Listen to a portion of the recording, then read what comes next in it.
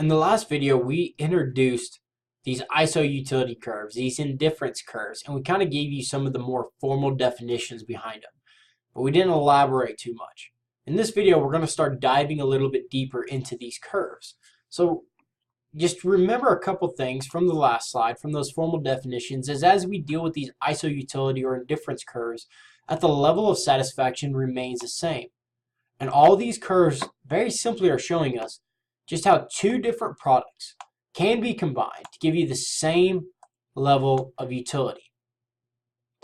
So, as we look at this, it is important to remember that the total utility, the total satisfaction, the total utility is equal along all points of the curve. So let's look at this curve I2. So this I2 is going to show us the specific combination of tacos and burgers. Yep, now we're going to use food again because food is easy to relate to. At least it is for me. We're going to show you, or this I2, this indifference curve 2, will show you all of the combinations of burgers and tacos that this particular consumer would consume, and in what bundles, to yield them the same amount of satisfaction of 200 utils. If we can measure 200 utils. Now we know we really can't, but let's just kind of go with it.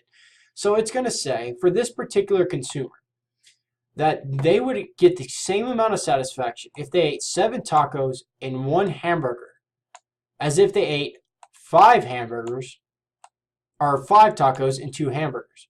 It doesn't matter if this person ate 7 tacos and 1 burger or 5 tacos and 2 burgers, they get the same level of satisfaction. They are indifferent to each other. It doesn't matter if they choose this option or this option. They are indifferent to each other. Now, they might also decide, hey, you know what? I would rather eat 4 tacos and 3 hamburgers, and I'm still going to get the same amount of satisfaction. And that's at this point right here on this graph. It doesn't matter if they consume at M, Q, or R, or any point along this curve. They can have any combination along these curves, and it's still going to add up to 200 utils. So this indifference curve shows all the points at which a consumer is indifferent. They will consume along all points of this graph, of this particular line, and still only obtain 200 units of satisfaction, 200 utils, and they're indifferent. Now, what happens if we change the utility that a person receives? So something like a changes in utility can cause a shift, or will cause a shift, in the indifference curve. So let's say that, for example, something happens. Something happens where now they're obtaining more satisfaction.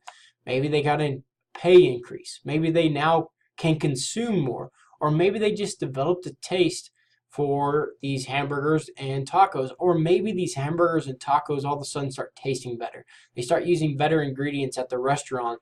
And now all of a sudden these hamburgers and tacos taste better. Well, this ISO curve, this ISO utility curve, has now moved outward. The further out these lines are, we're increasing utility. So we can have an outward or an inward shift. But the further out these curves are, the more utility that the person is going to consume. So if we just stop and think about that, and we stop and think about the fundamental basics of consumer theory, the fundamental basics of consumer economics, and we say that consumers attempt to maximize their utility given a limited budget. The key aspect here, one of those key assumptions of consumer theory, is that consumers seek to maximize their utility. So as these ISO curves move outward, you are increasing utility.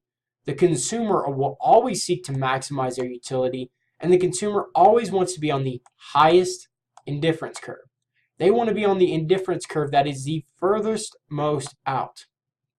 So if that's the case, and this particular consumer is faced with an ISO curve of I7, or a ISO curve or an indifference curve of I2, which one do you think they're going to want to be on? Well, they're going to want to be on I7. Why? because I7 corresponds to 700 utils. They get 700 units of satisfaction off of any combination on this particular line. Versus if they were still on I2, they'd only get this level of satisfaction.